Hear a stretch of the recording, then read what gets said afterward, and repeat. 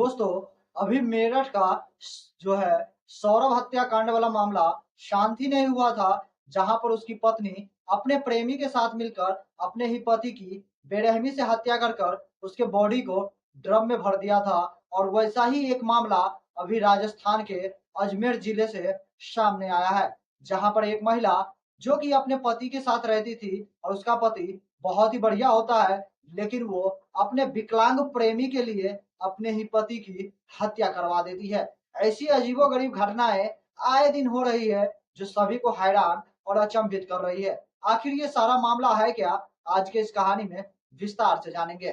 नमस्कार दोस्तों, मेरा नाम है सुशील पंडित और आज की जो यह कहानी है काफी अजीबोगरीब है और हैरान कर देने वाली है। हर एक महिला को समझने की जरूरत है कि वो जो कर रही है कहीं ना कहीं गलत है। एक पति के साथ इतनी निर्मम तरीके से बेरहमी से हत्या कर दी जाती है, जिसके बारे में कोई सोच भी नहीं सकता था। दरअसल यह पूरा मामला राजस्थान राज्य के अजमेर जिले की है। उसी के अंतर्गत नसीराबाद थाना क्षेत्र होता है। उसी थाना क्षेत्र की यह घटना है, जहां पर एक महिला होती है जिसका नाम जनता देवी होती है और उसकी उम्र तकरीबन 29 वर्ष होती है। और उसका पति होता है जिसका नाम मस्तान होता है, और वो अपनी पत्नी के साथ बहुत ही अच्छी तरह से प्रेम से रह रहा था और उसे हर संभव प्रयास करता कि वो अपनी पत्नी को खुश रख सके। जब शुरुआती समय में उन दोनों पति पत्नी के बीच जब कोई बच्चे नहीं थे, तो जो पैसे कमाई कर रहा था उससे अपनी पत्नी की जिंदगी बहुत ही अच्छी तरह से व्यतीत कर रहा था। दोनों बहुत ही ज्यादा खुश होते हैं। लेकिन जैसे उन दोनों के बीच एक बच्चे का जन्म होता है, वैसे उन दोनों की जिम्मेदारियां बढ़ने लगती है और दोनों एक दूसरे के लिए कड़ी मेहनत करने लगते हैं। लेकिन इसी दौरान जो जनता देवी होती है, उसकी मुलाकात एक विकलांग लड़के से होता है जिसका नाम बशीर खान होता है। और जो जनता देवी थी, उसकी नजदीकियां बशीर खान के साथ बढ़ने लगती है। यानी कि जो एक उसका अपना पहला पति था, जो उसे हर खुशी में सम जो है समझौता कर उसे खुश रखने की कोशिश करता, वहीं पर वो महिला जनता देवी अपने पति को छोड़कर एक विकलांग, एक लंगड़ा प्रेमी के लिए अपने पति से दूर होना चाहती थी। वो उसके प्यार में इतनी डूब जाती है कि एक बार वो अपने पति को छोड़कर उस लंगड़ा वसीर खान प्रेमी के साथ फरार हो जाती है। और तभी अचानक से जब इस मामले में उसके पति मस्तान को पता चलता है, तो उसका पति इस घटना की जानकारी पुलिस को देते हैं और पुलिस छानबीन करने के बाद, तकरीबन कड़ी मेहनत करने के बाद, उस महिला जनता देवी को पुलिस अपने कब्जे में लेकर वापस उसे अपने पहले पति मस्तान के पास भेज देते हैं। जहां पर वो महिला अपने पति मस्तान के साथ रहने लगती है। लेकिन उसके बीच में उसका पति बार बार उसके प्रेम संबंधों में रोड़ा बन रहा था। तभी वो प्लानिंग बनाती है अपने विकलांग प्रेमी वसीर खान के साथ और सोचती है कि क्यों ना मैं अपने पति को ही रास्ते से हटा दूं, जो कि उसके प्रेम संबंध में, अवैध संबंध में जो सबसे बड़ा रोड़ा बन रहा है रास्ते का, उसे साफ कर दिया जाए।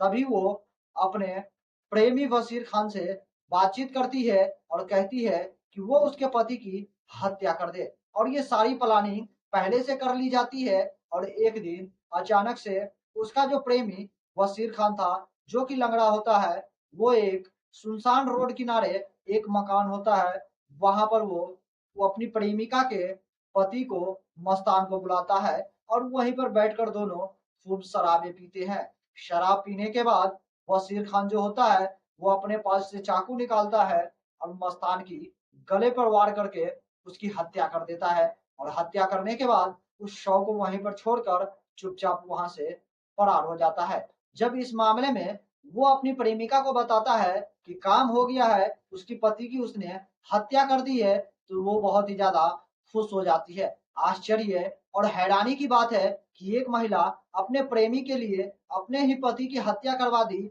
और खुश हो जाती है। और अचानक से इस मामले में दूसरे दिन जब सुबह होता है, तो लोगों को उसकी डेड बॉडी मिलती है। तो इस घटना की जानकारी पुलिस को दी जाती है। पुलिस जब उस घटना के स्थल पर पहुंचते हैं, तो देखते हैं वहां पे कई सारी शराब की बोतलें पड़ी हुई थी और वो व्यक्ति जिसकी गला काटकर हत्या कर दी गई थी, उसे भी शराब पिलाई गई थी, या यूं कह लीजिए पिया हुआ था। दोनों पुलिस उसकी बॉडी को लेकर पोस्टमार्टम के लिए भेजवा देते हैं। और जब पोस्टमार्टम रिपोर्ट निकल कर आती है तो उससे ये पता चलता है कि उसकी इस पहले शराब की पिलाई गई थी, जिसके बाद उसकी बहुत ही ज्यादा नशे की हालत में आने के बाद उसके गले को काट दिया गया। और इस मामले में जब मस्तान के पत्नी जनता देवी से पूछा जाता है तो वो इधर उधर की बातें करने लगती है।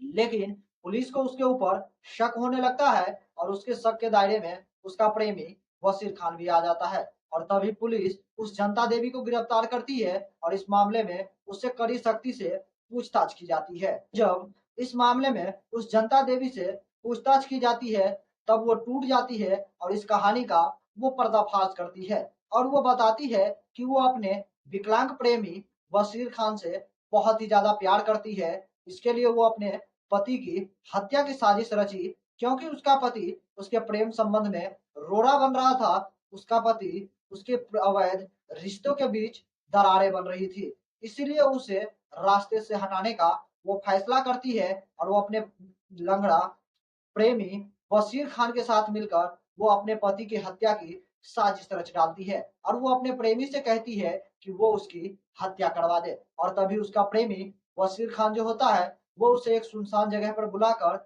उसको दारू पिलाता है और दारू पिलाने के बाद उसकी गला काट कर हत्या कर देती है, जो कि काफी अजीबोगरीब और हैरान कर देने वाली यह मामला थी। जब इस मामले में पुलिस के सामने वो जनता देवी महिला अपने पति की हत्या की प्लानिंग की थी, वो सारा गुनाह कबूल करती है।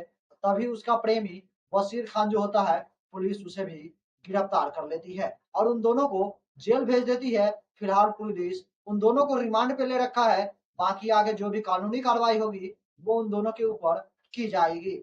लेकिन आश्चर्य और हैरानी की बात है कि आजकल पत्नियों के पास इतनी ज्यादा छूट हो गई है कि वो अपने पति तक की जान लेने से भी नहीं मुकर रही है। आजकल कई ऐसे मामले सामने आ चुके हैं जहां पर पत्नी अपने ही पति की अपने प्रेमी के लिए हत्या करवा देती है।